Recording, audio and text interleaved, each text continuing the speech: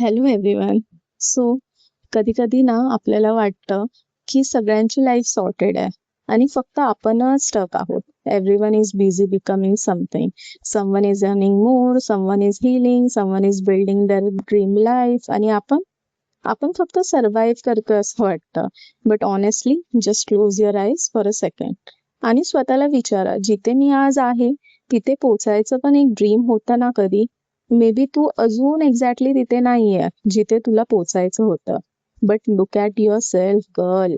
तू अजूनही प्रयत्न करतेस, तू अजूनही उठतेस, तू अजूनही बिलीव्ह करते की one day everything will make sense. लाईफला रेस बनवू नको.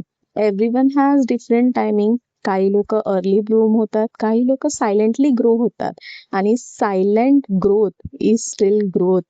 स्वतःवर इतकं प्रेशर टाकू नकोस की तू जगायलाच विसरशील. Take a deep breath, manifest the life you want, work for it silently आणि ट्रस्ट कर की युनिवर्स तुझ्यासाठी काहीतरी सुंदर लिहितंय. Because one day you will look at your old self and smile softly, saying, Damn, I really survived everything I thought would break me. Thank you.